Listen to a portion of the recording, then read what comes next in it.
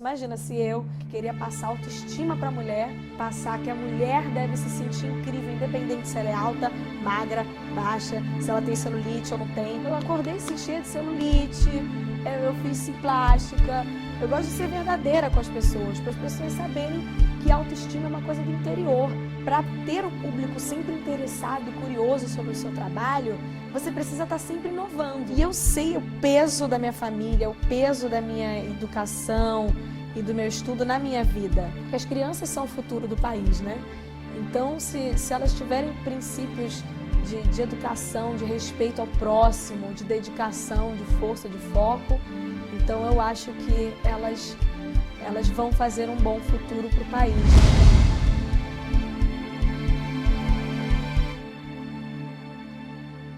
Larissa de Macedo Machado, aos 20 anos, foi a mais jovem cantora brasileira a concorrer ao Grammy Latino. Ganhou da vetusta Associação Paulista de Críticos de Arte o prêmio de revelação. Tem 5 álbuns gravados, clipes que são vistos diariamente por milhares de pessoas, já somam milhões de cliques. Sonho de consumo dos marmanjos, orgulho e paixão das meninas. Quando foi que Larissa virou Anitta? Foi quando eu tinha 17 anos. Eu sempre pensei, eu sempre quis ser artista. E quando me surgiu a oportunidade, eu sempre pensava desde pequena eu pensava em todos os aspectos, né? O que eu ia querer quando eu fosse artista. E eu sempre tinha um nome em mente. E eu nunca pensei o meu nome, porque eu achava meu nome muito comum, sabe? E eu adorava a minissérie Presença de Anitta. Sim. Eu achava que a figura Anitta trazia um mistério e ao mesmo tempo uma sensualidade e ao mesmo tempo uma ingenuidade, né? Que para mim era uma coisa muito mística, trazia o interesse das pessoas. E eu escolhi a Anitta por conta disso. Por conta da Anitta. Ela era várias mulheres ao mesmo tempo. Ela brincava de que uma hora ela era fulana, outra hora ela era ciclana. E ao mesmo tempo era uma criança. Exatamente. Como você também era. Sim. Você é carioca, nasceu em Honório Gurgel. Isso. Cantava no coral da igreja de Santa Luzia, não é isso? Isso. Provavelmente naquela época você não imaginava que ia se tornar esse furacão que hoje você é. Mas você brincava de cantar já? Eu brincava. Eu queria, assim, pra mim era uma certeza, sabe? Eu falava pra minha mãe quando eu era pequena, olha, mas quando eu for famosa, a gente vai isso, vai aquilo. Tinha um programa de calouros no Raul Gil, né? No programa do Raul Gil tinha um quadro de calouros. E aí tinha umas partes que o Raul, e a gente era bem humilde, né? Morava numa casa bem humilde, enfim. E tinha uma hora que o Raul falava para as crianças, eu te dou tantos mil, ou você canta. Aí eu falava para minha mãe, viu mãe, se você me levasse para lá para o Raul Gil, a gente estava com tantos mil. A louca, né? Criança já super sonhava. Agora, aos 16 anos você se formou em administração. Isso. O seu pai, que era um empresário... Isso, ele é um microempresário hoje ainda. Passou por dificuldades financeiras. Sim. Essa tua escolha da administração teve a ver com isso? Sim, você porque pensou assim, vou ajudar meu pai? Eu sempre quis ser cantora, artista, sempre quis. Só que o meu pai, quando a gente não tem oportunidade, né? Infelizmente, a gente vive num país que não tem oportunidade igual. Então, obviamente, eu não tinha entradas e saídas para onde eu quisesse do mundo das artes. Eu não sabia nem por onde começar. Então, quando eu tinha que escolher uma profissão, na verdade, eu estava prestando provas para concurso público para passar em determinadas escolas para ter onde estudar, né? Que também a gente não tinha condição de pagar uma escola de ensino médio. E aí eu quis fazer um curso técnico junto. Eu falei pro meu pai, ai pai, eu vou fazer artes. Ele falou, artes, minha filha, você vai penar, não vai arrumar dinheiro aonde? Falava isso pra mim, aí eu falava, ai, mas eu amo. Aí ele, não, você tem que fazer uma coisa que você vai arrumar um emprego rápido. Aí eu, o quê? Então ele, faz uma administração, uma coisa aí. Eu, então tá. Aí eu fiz porque foi um conselho dele. Mas eu ia bem, aí eu estudei bastante, me formei, fiz 3 anos de curso. Aí me formei e desse curso, quando eu acabei, eu fiz um concurso para estagiar na Vale do Rio Doce. Sim. Eram 5.000 candidatos para 5 vagas. Eu nunca achei que eu fosse passar, mas passei. um monte de processo seletivo e fiquei lá por 1 ano. A princípio era 6 meses, eles renovaram mais 6, e aí iam me efetivar. E eu não quis, larguei tudo para tentar ser cantora. Como foi da Vale do Rio Doce para essa Então, gravadora? eu sempre fui muito brincalhona, né? Eu sempre tive um lado, desde até hoje, muito sério e outro muito brincalhão. Então, ao mesmo tempo que eu estava indo para Vale, trabalhar, cuidar de contratos, etc., treinar pessoas novas que chegavam, eu ia sair, dançava, ia pro baile de dança de salão com a minha mãe, ia pro baile funk com meu irmão, e aí a gente saía, se divertia. E eu resolvi fazer um vídeo cantando e dançando. E foi aí que me descobriram. Um vídeo super amador, de zoeira, que meu microfone era um perfume, eu fingia que eu era apresentadora de TV, e imitando uma pessoa do funk, que era a Priscila Nossetti, então eu ficava imitando ela, cantando. E aí o produtor Batutinha viu e me chamou para fazer um teste. E eu fui fazendo tudo em paralelo, né? Então o pessoal na Vale ria a beça dos meus vídeos, das minhas palhaçadas, e ao mesmo tempo eu ia para Furacão 2000, fica pedindo música, uma oportunidade, etc, etc. Ia fazer meu curso de inglês, que eu ainda estava no curso naquela época, e aí com esses eu ganhava R$600 de estagiária por mês, né? Que era um salário de estagiário. E aí tinha também Vale Transporte, então eu fazia mó ratatalha, uma divisão. O meu irmão fazia faculdade de informática, eu pegava o Vale Transporte, dava metade para ele ir, senão ele não ia conseguir fazer faculdade, porque a passagem era super cara. E ele também tinha passado por uma faculdade pública. Então eu pegava o Vale, eu pegava uma condução a menos, então eu andava um bairro inteiro para poder conseguir dar o Vale Transporte para o meu irmão. Aí eu andava um bairro inteiro, ia para Vale, dava o Vale para o meu irmão, ele ia para a faculdade, eu trabalhava o dia inteiro, saía, ia para o meu curso de inglês e à noite eu ia fazer show. E a minha mãe sempre, ela é de família muito humilde, e a gente tem essa coisa na família de batalhar, de correr atrás. Então, eu sabia que se eu quisesse, eu ia ter que correr muito atrás, né? Abrir mão de muita coisa. Mas em 5 anos você virou Anitta. Aí saiu de Honório Gurgel. Você mora onde agora? Agora eu moro na Barra, com a minha mãe e com meu irmão. Com seu irmão. Seu irmão é mais velho? Isso. É mais velho. Ele tem 23. E você faz quantos shows por semana? 24. Eu faço, em média, depende, por mês eu fecho, em média, 10, tá? Uns 10, aí, às vezes 15, mas eu não me mato mais tanto. Por mês? Por mês. Por semana, uns 4. Mas antes você fazia mais? Hoje em dia eu faço tudo bem contadinho. Então você já consegue, entre um show e outro, ficar em casa? Nem sempre, porque assim, a batida do show é assim, sexta, sábado e domingo.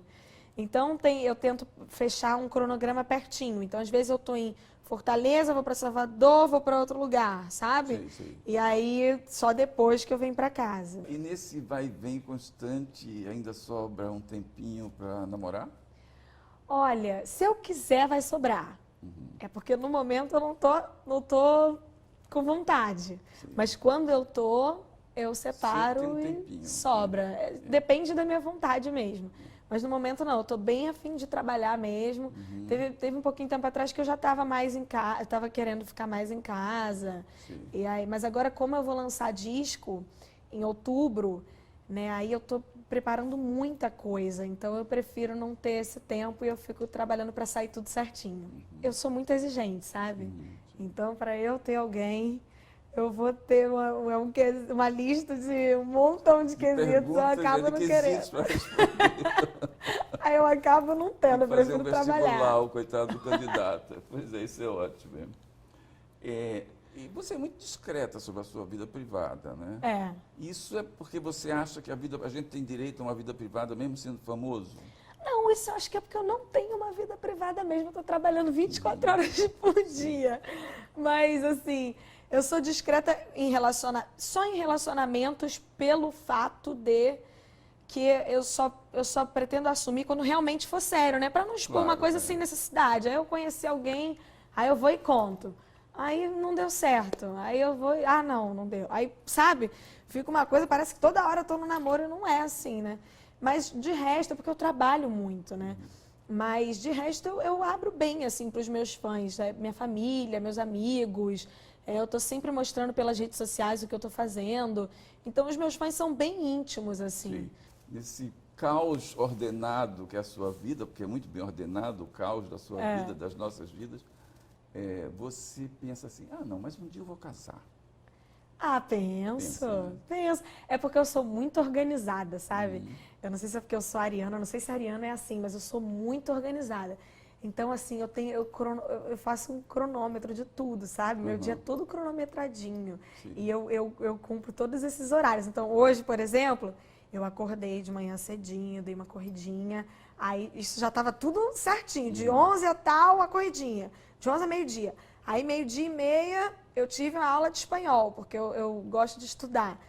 Então, eu fiz minha aula de espanhol. 2 horas acabou a aula de espanhol, me arrumei, almocei e vim. Cheguei aqui às 4 da tarde. Aí, depois daqui, eu vou dar uma treinada. Aí, depois disso, respondo os e-mails e vou dormir. Para eu conseguir fazer tanta coisa ao mesmo tempo, cuidar da minha carreira, ainda ser a carreira, tem que ser organizado. Se eu ficar me atrasando, perdendo foco, eu não vou conseguir fazer nada. Agora, você mesmo administra a sua carreira. Isso. Em que momento você se sentiu segura para assumir pessoalmente isso? Porque sua carreira é uma coisa grandiosa, né? Na verdade, eu fui pesquisando sobre os trabalhos, fui vendo a forma como o meu trabalho funcionava e eu me senti segura pelo fato de ter uma equipe. Eu não cuido sozinha a nível de... Sim, eu não claro. vou lá montar o meu equipamento, entendeu? Eu tenho a minha equipe. Só que, obviamente, é como se fosse uma dança, né? Todo mundo segue Sim. a coreografia e eu vou ditando os passos que eu quero que sejam feitos. Então, eu tenho a minha gravadora, Warner Music, que eu amo o presidente, que é o Sérgio Afonso. Então, a gente tem uma cumplicidade muito grande. Tudo funciona muito bem, a gente conversa muito. E eu terceirizei os serviços. Então, eu tenho a minha assessoria de imprensa, que é a Ju, que está aqui com a gente. E eles estão sempre conversando comigo. Aí eu tenho o meu escritório, que faz o setor de vendas, de comunicação com os fãs. Então, eu terceirizo. Então, se eu tenho um grupinho no meu WhatsApp de shows. Então, a gente eles vão conversando por ali e eu estou sempre olhando. Se tem alguma coisa que eu não... Aí tem o grupinho da logística. Aí eu vou vendo ali o que está acontecendo. Se alguma coisa me der um alertinha vermelho, eu faço, ei, galera... Aí eu tenho o grupinho das redes sociais, que é uma agência que cuida das minhas redes, eles me dizem o que eles vão postar. E eu falo, olha, não, eu gosto de falar assim com o meu público, eu gosto de falar assado e tal. Eles vão mandando tudo pra mim, eu vou me cobrando, olha, Anitta, poxa, a gente queria que você divulgasse a música tal, saiu hoje no iTunes, aí eu vou e faço um vídeo. Aí eu tenho a da assessoria de imprensa, eles vão me passando o que tem, o que não tem. E eu tenho vários grupos, o de música... E tem o grupo que sou eu, meu irmão e a pessoa que eu contratei para reger essa história toda para mim, que é o Rômel. E a gente vai tomando decisões juntos. Agora, você falou aí em coreografar, e aí eu Também vi, tem o grupinho do balé. Eu vi, assim, sei lá, dezenas e dezenas de clipes seus. E já via antes mesmo dessa entrevista, porque eu já falei que acho você uma diva. Obrigada. Eu percebo que você dança muito bem. O que eu fiz foi dança de salão por uns 2 anos, eu e minha mãe, que eu amo dança. Já te deu o senso de ritmo. Mas sempre foi uma coisa autodidata, assim. Eu sempre aprendi sozinha, praticando, né? Sim. Então, como foi o canto também, né? Eu cantei na igreja, então foi uma aula prática, né? Você é tão boa nos negócios quanto na arte. Me parece que é muito boa também nos negócios. Então, organizadíssima, o que é Eu ótimo. gosto de organização. Por exemplo, fez administração de empresas. O meu clipe de outubro, que a gente vai lançar no dia 10 de outubro, a gente gravou em agosto, no final de agosto. Então, eu faço tudo com muita antecedência, porque eu gosto de trabalhar prevendo os imprevistos, né? Se tiver um imprevisto, a gente tem tempo. Então, eu faço tudo com a maior antecedência. Como é que é o seu trabalho com o seu produtor musical? Quem é que decide o repertório? Quem decide não, mas quem escolhe, né? Eu junto com meus produtores. Eu também tenho os meus produtores musicais, que estão comigo desde o início. desde Meiga Abusada, para falar a verdade, e a gente faz tudo juntinho. Escreve as músicas juntos. Antigamente eu tinha muito mais tempo de compor. Então, no primeiro CD, a maioria das composições são minhas. Show das Poderosas, Não Para, várias músicas. Depois de um tempo, que ainda mais agora com a demanda de administrar minha carreira, eu tenho menos tempo, mas o que a gente faz? Eu também me organizo. Aí, por exemplo, o meu CD a gente começou a fazer tem 1 ano. Sim. As músicas já estão prontas há quase 1 ano. Um pouco menos de 1 ano, uns 10 meses. Então, o que eu fiz? Eu preparei um e-mail com várias ideias. Ó, ideia número 1. Eu quero uma música assim, assado, com as frases, tá? E mando as frases que eu quero na música, as palavras, o estilo de música, o tipo de dança que eu quero fazer naquela música, a intenção que eu quero passar. Aí, mando esse e-mail, número 1. Aí ele me responde com a ideia que ele teve. Aí eu escuto, respondo a ele. A gente vai fazendo a distância mesmo, porque não dá para eu estar presencial sempre. Aí eu respondo a ele com as coisas que eu quero mudar na melodia. Se eu tiver alguma ideia de melodia antes, eu já mando para ele um nananã cantadinho. E a gente vai trocando assim. Ele faz um nananã, eu completo. E a gente vai fazendo uma música juntos, porém à distância. No dia que eu vou colocar a voz é quando a gente decide como vai ser a batida, como vai ser a harmonia. Eu canto para ele algumas ideias que eu tive de violão, de guitarra, qual instrumento que eu quero. E aí a gente vai fazendo juntos. Às vezes não, às vezes ele já vem com uma ideia pronta. Se eu curtir, a gente segue, ou então troca algumas coisinhas e a gente vai fazendo tudo junto. Não é assim, chegar, compor e gravar. Não, é todo né? Então, é porque eu sou muito perfeccionista, né? Então, para mim, cada palavrinha, eu tô ali estudando cada palavrinha, cada coisinha eu fico milimetricamente pensando no meu público, se eles vão gostar ou não.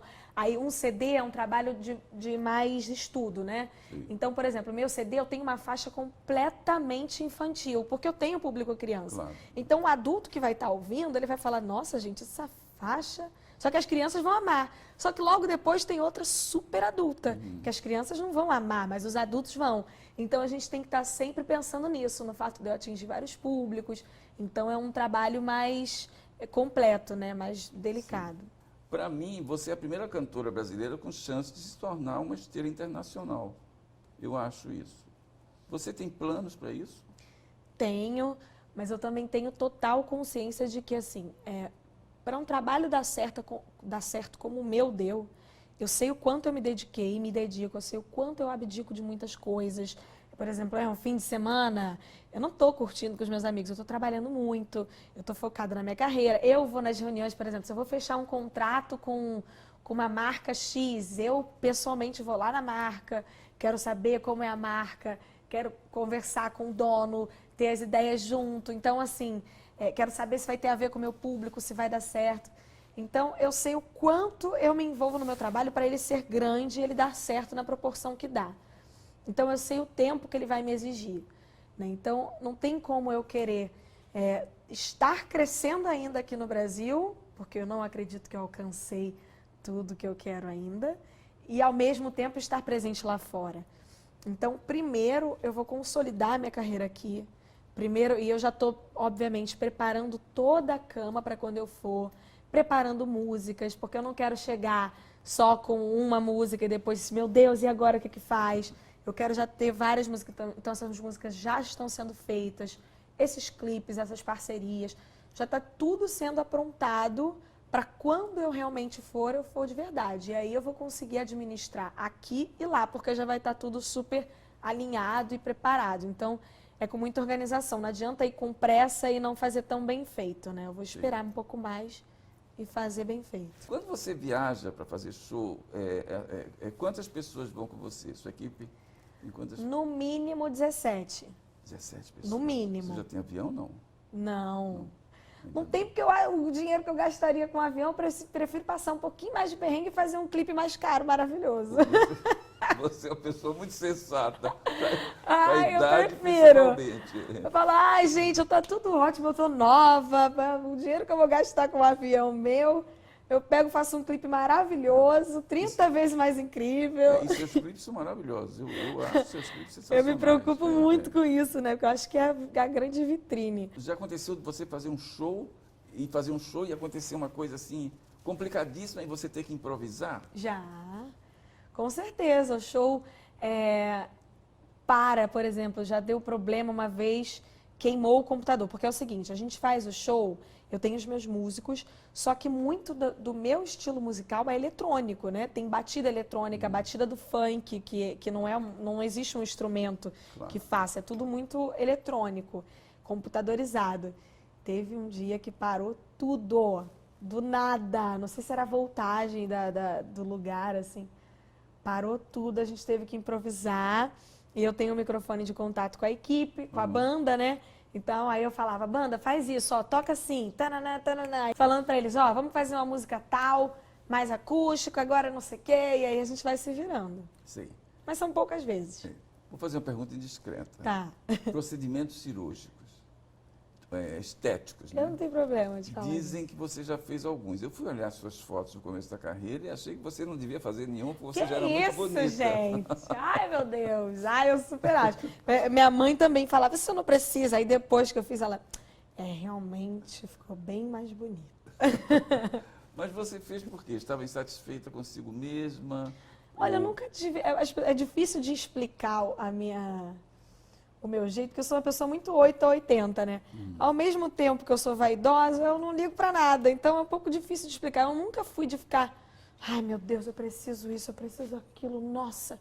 Nunca fui disso, mas também me deu a vontade, eu fiz com segurança, obviamente. Lógico. E você tem uma longuíssima carreira pela frente, sem dúvida nenhuma. Você sabe que durante essa carreira você vai ter que se reinventar muitas vezes. Óbvio, né? com certeza. Você já pensou muito nisso ou não é cedo ainda para pensar, né?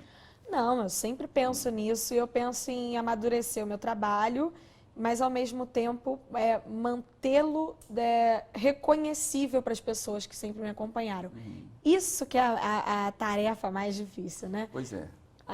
Eu tenho consciência de que para ter o público sempre interessado e curioso sobre o seu trabalho, você precisa estar sempre inovando, né? Fazendo coisas diferentes que eles nunca tenham visto ou que eles queiram seguir. E musicalmente falando, que é a o meu carro-chefe de carreira, né? De trabalho. Então, o que eu faço? Eu tento inovar, mas ao mesmo tempo sem perder as características. Quando eu fui fazer a primeira música do meu CD, que foi Deixa Ele Sofrer, eu falei assim, olha, eu quero uma música que mostre que realmente vai ser um CD inovador. Então, o que a gente fez? Para não assustar o público, né, de nossa, perdeu a identidade, eu mantive a mesma temática de assunto que eu costumava falar, que eram homens, né, autoestima da mulher, mas mudei o beat, mudei a batida, mudei o BPM, mudei tudo. Então, as pessoas ainda reconhecem, porque a linguagem é a mesma, o tema é o mesmo, só que a batida e a harmonia musical é totalmente diferente. Então, assim você consegue inovar sem perder a sua identidade. Já foi atriz em algumas coisas, né? Já. Participações especiais. Já. Olha, eu quando comecei, eu sabia que iam surgir alguns convites, né? Sabia não, mas imaginava que se fosse sucesso, viriam esses tipos de convite. E eu tenho uma coisa que eu me cobro demais. Então, eu não queria deixar as pessoas na mão de tipo assim, olhar e falar, ai meu Deus, tá dando um trabalho, botamos essa Anitta aqui para ganhar audiência, mas tá dando um trabalho. Eu não queria isso. Então, eu contratei uma coach, que é a Renata Gelli, e ela me treinava, assim, me deu aulas de interpretação e também tive um professor amigo dela. Então, toda semana eu tinha aula de interpretação, batia texto com ela, sem ter trabalho nenhum, sabe? Só para treinar mesmo, para ela me ensinar. Eu não me acho uma grande atriz, mas eu não dou trabalho. Isso eu tenho certeza. Eu chego lá, meu texto está decoradinho, eu faço, tá tudo bem. Eu não sou a Fernanda Montenegro, mas ninguém tem trabalho comigo. Aí sempre que me convidam, eu ligo para ela, falo, ai, vamos me treinar um pouquinho para eu saber como eu vou dar uma intenção das falas. E aí ela vai treinando comigo, quando chega na hora, eu faço feijão com arroz que o diretor me pede, tudo bem. Me diz uma coisa, como é que você vê esse momento atual de crise política e econômica no Brasil? Seus shows foram, de alguma maneira, prejudicados por isso? Você acha que o público Olha, diminui?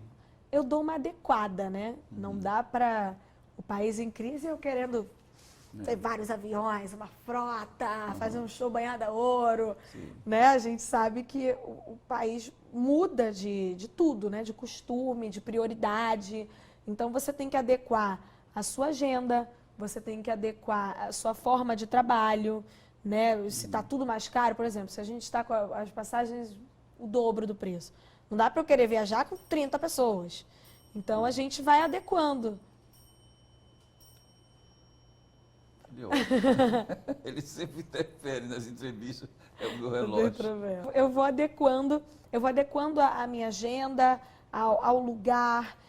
Por exemplo, não adianta, eu não gosto de deixar de fazer um lugar carente por conta disso, sabe? Porque eu também tenho fãs lá e fãs que me dão muito carinho.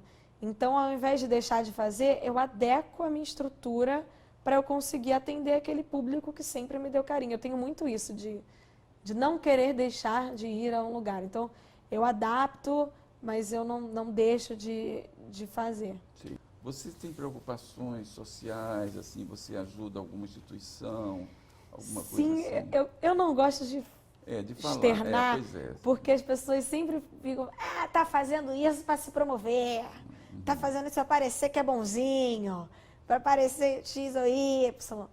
Então, eu não costumo ficar gritando para os quatro cantos, né? Sim. Mas eu sempre que possível fecho algumas coisas que eu possa ir ajudar. Até no lugar mesmo, eu mostrar para as pessoas que eu estou ajudando, porque incentiva outras pessoas a ajudarem. Mas eu não costumo fazer propaganda disso, não. Por Sim, exemplo, sim. eu dou sangue. Eu já fiz propaganda de doar sangue, mas às vezes as pessoas se preocupam tanto em criticar o que você está fazendo, Pois é, ao isso é invés terrível. de entender a parte boa, que eu falo, olha, eu prefiro fazer aqui na minha, ajudar e ficar, não precisar gritar para o mundo do que... Aí eu até pedi para minha assessoria, olha, eu quero fazer uma coisa que eu incentive as pessoas a ajudarem também, mas que o povo não fique falando que eu estou fazendo só para aparecer. Me ajuda. E aí eles montam algumas coisas também. Nessa era da internet, com tantos artistas a se desenvolverem através desse veículo, você acha que ainda tem lugar para aquele esquema tradicional do disco, sabe, do produtor? Então, o disco ele tem ficado mais fraco à medida que a internet vai ficando mais forte, né? Mas você consegue fazer isso online, né? Com as plataformas de streaming, né? Spotify, iTunes, Deezer, Google Play. A gente disponibiliza isso para os fãs de uma outra forma. Mas os fãs mesmo, eles continuam comprando bastante. Meu DVD ele vendeu 170 mil cópias, é uma coisa assim. Sim. É bastante coisa. muito, Então, ainda vende... É claro que antigamente era muito mais que isso. Mas ainda, os fãs mesmo, eles compram. E as mulheres já conseguiram os direitos e agora têm que assumir os deveres. Você disse isso uma vez, né? Como é que você vê o momento atual da mulher, quer dizer, sem preocupações feministas? Eu fui muito criticada quando eu falei isso. E sou até hoje, mas mais por conta de um bafafá que foi criado do que pelo que eu realmente disse e acabou se tornando uma coisa mal interpretada, né? Disseram Eu que super era acho contra o que feminismo. claro que não, eu super acho que as mulheres têm que ter os mesmos direitos que os homens. Mas a questão que eu falava era muito mais uma questão de caráter e preconceito do que de homens e mulheres. Sim. Porque, por exemplo, é muito mais uma questão de rótulo do que de mulheres, entende? Se eu sou uma mulher que usa roupa curta e que malha e que gosta de treinar e que gosta de estar bonita, que faz show de roupa curta, então eu sou menosprezada, eu não posso ter talento, eu não posso ser inteligente, eu não posso ter estudado, eu não posso... foi minha assessoria que escreveu aquele texto para mim. Porém, se eu sou um homem que gosta de mostrar o corpo, que malha, que também é super vaidoso e que tira foto e que faz show com uma regata mostrando os músculos, também vai ter esse preconceito de que ele não é inteligente, de que ele é um produto, de que ele não tem talento. Então é muito mais uma questão de preconceito do que de homens e mulheres. É óbvio que tem ainda também preconceito com as mulheres. Mas eu acho que as mulheres elas chegaram muito longe, sabe? E o preconceito hoje, no mundo, talvez seja uma coisa geral. As pessoas têm preconceito com o homem que é assim, com a mulher que é assado. As pessoas têm preconceito, sabe, com tudo. Eu acho, sim, que as mulheres têm que ter os mesmos direitos que os homens e que todo mundo. Não é porque uma coisa é bonita para o homem e que tem que ser feia para a mulher. Não tem que ser bonita nem para um nem para outro. Se é feio para os dois. Se é bonita, é bonito para os dois. Se é feio para os dois.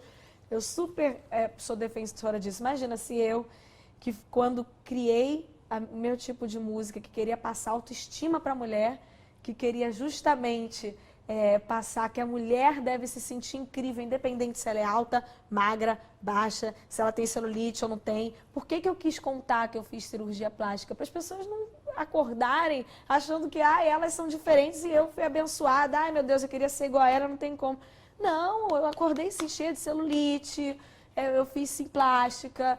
Eu gosto de ser verdadeira com as pessoas, para as pessoas saberem que a autoestima é uma coisa do interior, sabe? Que você tem que acordar e falar, eu sou o máximo, não me importa se fulano está dizendo que eu tenho que ser magra, eu gosto de ser gorda, eu quero ser gorda. Se fulano está dizendo que eu não tenho que ter celulite, eu gosto de ter, eu quero ter. Se fulano está dizendo que eu tenho que ser bonita natural, eu quero fazer uma plástica, eu vou fazer e eu posso ser feliz assim. Era muito mais uma mensagem desse tipo do que o contrário. Essa tua mudança de vida, que a gente chamaria de ascensão social, quer dizer, que foi que você conseguiu por seus próprios méritos, porque você é talentosa, muito talentosa. Isso criou alguma... Você mudou de ambiente, foi para outro bairro, outro local. Isso criou algum tipo de... Não digo de hostilidade, mas as pessoas te olhavam meio atravessado? Algumas sim, né? Porque como não conhecem o seu dia a dia, ou o seu interior, ou você dentro dessa intimidade, podem achar que só porque você se mudou, você virou outra pessoa, outro ser humano. E não tem nada a ver. Na Páscoa eu estava lá em Honório, na casa da minha tia, de Honório, sabe? Minha mãe vive indo para lá. O meu pai, ele trabalha no mesmo lugar de sempre, ele tem a mesma empresa de sempre. Outro dia saiu no jornal como se fosse uma coisa, a Anitta ficou famosa e não ajuda o pai. Nossa, gente, coitado, e meu pai, eu fiquei com pena, porque ele gosta de ser uma pessoa discreta, então ele não fica espalhando por aí que ele é meu pai. Sim. E aí, quando saiu, ele perdeu a paz, tadinho. E ele gosta de ter a vida dele ali. Eu vou para casa dele, da mesma casa de sempre, de todos os anos, quando eu faço show por lá, pela região dos lagos. Só que eu não fico externando. Oi, gente, olha como eu sou humilde. Agora eu tô aqui no lugar que eu nasci. Oi, gente, olha como eu sou humilde. Vim aqui na casa do meu pai. Eu não vejo necessidade disso, sabe? Eu vivo como eu sempre vivi. E eu não vejo necessidade de ficar provando que é humilde. Até porque se você faz isso, o povo vai falar que você está fazendo só para provar mesmo. Então eu faço quando eu tenho vontade, quando eu tenho tempo, né? E a minha vida não mudou em nada, assim. A minha família vai para minha casa, dorme lá. Às vezes para a casa do meu pai, não tem espaço, bota o colchão aí no chão, eu durmo, tá tudo ótimo. Eu não ligo para isso, não. Nesse momento de visível felicidade, tem alguma coisa que te deixa irritada? Olha, irritada... Eu hoje sou uma pessoa muito mais calma. Eu era bem estressada antigamente, eu era outro ser humano. Porque eu era muito cobrada, então era muita coisa. Eu vivia numa tensão, eu falava, meu Deus. E eu fazia muita coisa em cima, com pressa, né? Uma pressa de ter, de crescer, de ser, de parecer. E hoje, eu tenho eu cuidando da minha carreira, tenho uma política de trabalho completamente diferente, né? A minha política é paciência, zero pressa. Eu não gosto que nada seja feito com pressa, pressa de mostrar nada para ninguém, pressa de provar nada. Calma, vai ter tempo, o mundo tá aí, ó. Se acabar, tá ótimo. Se não acabar, vamos com calma. Então, eu tenho essa política de ter calma, né? De não fazer nada com pressa. Então, eu não fico irritada. O que me deixa sem compreender é quando saem mentiras sobre você, né? Quando as pessoas inventam coisas sobre você. Coisas que você falou, ou coisas que você fez, ou coisas que você deixou de fazer, que nunca aconteceram. Isso, para mim, eu fico um pouco... Por quê? Eu não entendo muito o motivo, sabe? isso é um pouco chato, porque aí você vê pessoas opinando sobre coisas que não são verdade. Já aconteceu uma vez de sair uma matéria no jornal de que realmente seria uma coisa triste, ruim para mim. E eu recebi inúmeras mensagens de amigos no meu celular falando: tô torcendo por você, vai ficar tudo bem, se acalma. E eu falando: gente, tá tudo bem. Eu falei: tá tudo bem, tá bom? Não tá acontecendo nada, tá tudo bem. E aí a minha própria mãe teve um dia que ligou e falou: meu Deus, eu vi que você sofreu um acidente. Ah, cadê? Aí eu: gente, tá tudo bem, eu tô em casa, tá tudo certo. Aí, às vezes, é um pouco, você lidar com isso, tem que ter um jogo de cintura muito grande, né? Mas agora eu tô acostumada. E o que te deixa feliz? O que me deixa feliz é ver que eu fui compreendida. Eu ser compreendida pra mim é a coisa que mais me deixa feliz no mundo. Quando uma pessoa de fora que não acompanha sempre assiduamente o meu trabalho me compreende, pra mim é uma alegria.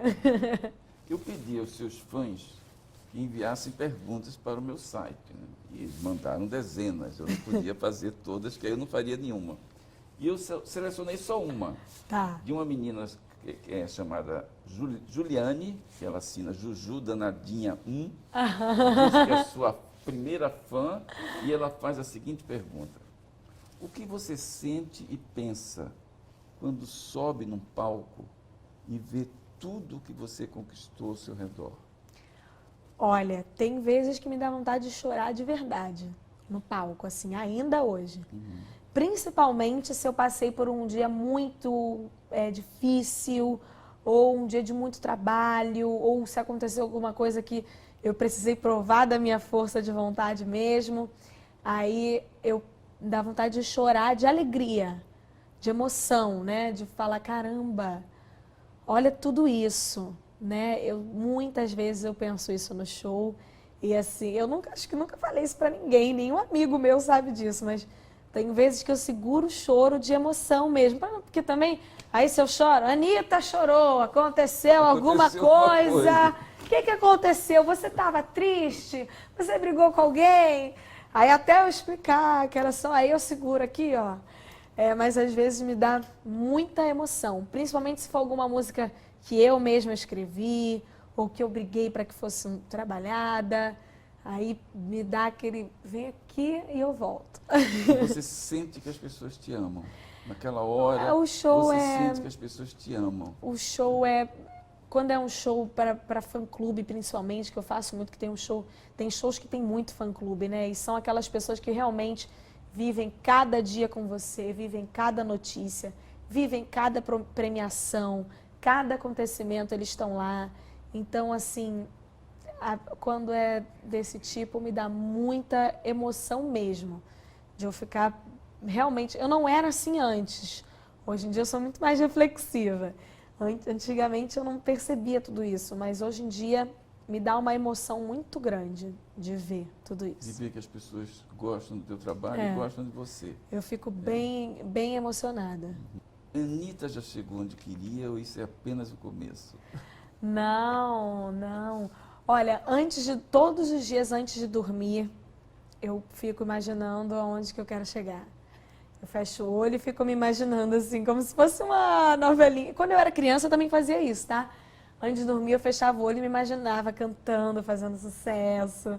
E hoje em dia eu também fecho o olho e me imagino cantando em todos os países, fazendo sucesso em todos os países, chegando muito longe, as pessoas me reconhecendo como a brasileira que fez sucesso em todos os países. Isso para mim é um pensamento diário. Todos os dias antes de dormir eu faço esse pensamento, porque acho que se algum dia eu deixar de fazer, eu não acordo focada o suficiente. Então eu penso isso, que é para eu acordar já naquela meta. Ótimo. Anitta, você tem um público jovem, bem jovem, que é muito grande e que vê você como um exemplo a ser seguido, ou seja, você é modelo de comportamento para essas pessoas. Você leva uma vida, na minha opinião, exemplar, né? Ou seja, é um belo modelo de comportamento, na minha opinião. Mas você sente essa responsabilidade? Eu sinto que, principalmente com a internet, né, tudo se pulveriza muito mais rápido, as crianças têm muito acesso à internet. Então, eu sempre me preocupo em passar uma mensagem para elas, né? Eu faço show para adultos, e aí eu sei diferenciar, eu faço um show, eu danço muito, o figurino é diferente, é tudo diferente. Eu tô ali para passar alegria. E eu faço show para jovens e crianças. E sempre tem um momento do show que eu paro e eu explico a importância de você estudar, de você se dedicar, de você obedecer aos seus pais. Porque eu acho que com essa coisa da internet fica tão solto, né? O que é família, o que é... E eu sei o peso da minha família, o peso da minha educação e do meu estudo na minha vida, né? O quanto a minha mãe mandava eu estudar e eu estudava de fato fez diferença para eu chegar onde eu cheguei hoje. Então, assim, quando eu odiava ir para o curso de inglês, a minha mãe falava, vai, vai, vai, vai. Eu fiz 5 anos. E hoje eu vejo quanto isso fez diferença na minha vida. E eu ficava, ai, que saco, minha mãe todo dia falando isso. Meu Deus do céu, isso você quer, sabe? E quando é criança, né, gente? Criança sempre tem isso. E hoje em dia eu vejo a diferença que tudo que a minha mãe falou pra mim fez na minha vida. E eu segui, graças a Deus, eu tive a sanidade de seguir todos os conselhos da minha mãe. E eu acho tão importante isso que eu fico querendo passar para todos os jovens e crianças que eu conheço, assim. Olha, escuta seu pai, escuta sua mãe, porque as crianças são o futuro do país, né? Então, se elas tiverem princípios de educação, de respeito ao próximo, de dedicação, de força, de foco, então eu acho que elas vão fazer um bom futuro para o país. Por isso eu estou sempre falando a importância disso, né? Ótimo, ótimo.